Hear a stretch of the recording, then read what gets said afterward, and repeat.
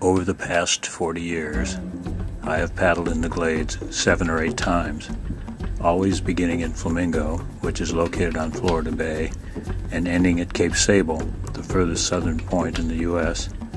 Most frequently, I have paddled open canoes on the internal canoe routes, but on this trip we paddled sea kayaks from Flamingo to Carl Ross Key, and then to the Middle Cape and back to Flamingo.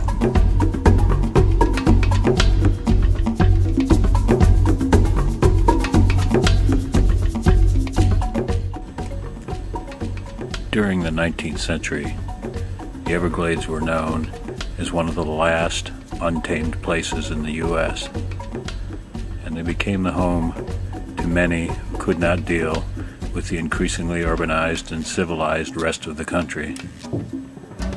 This period of time is beautifully evoked in Peter Matheson's Killing Mr. Watson.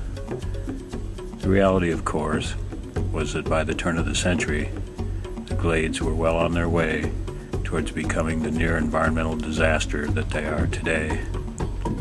Canals had already been dug, agriculture was already causing havoc, and numerous species were already in serious decline.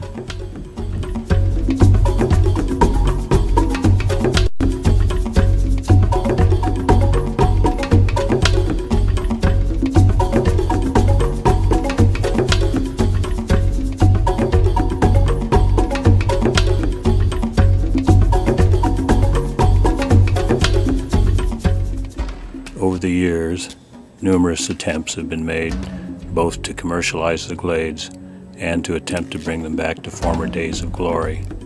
None of these attempts have succeeded. The Glades are now something quite different than when they were first discovered, but that is not to say that they can't still arouse a sense of primal wilderness or that the population of animals is unimpressive. On the contrary, the Glades still have the ability to create a real sense of awe, which is made even more poignant because we know that what we now see is only a small part of what once was.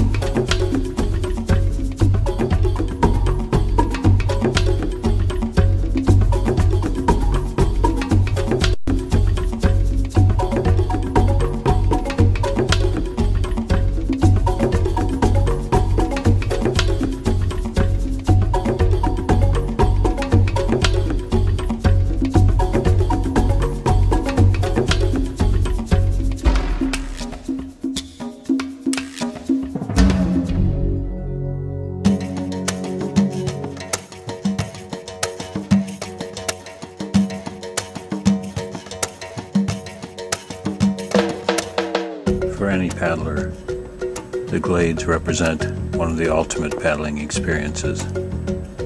But the area cannot be taken lightly, and paddling and navigation skill is a prerequisite. There is no fresh water to be had, so you must take in all that you will need. The no-see-ums and mosquitoes can be horrendous, so you must be prepared with adequate protection. The weather is some of the most changeable anywhere in the U.S., so careful planning is a must.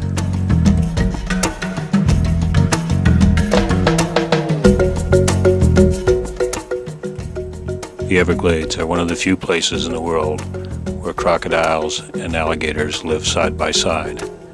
We were lucky enough to see this saltwater croc swimming by when we got up in the morning.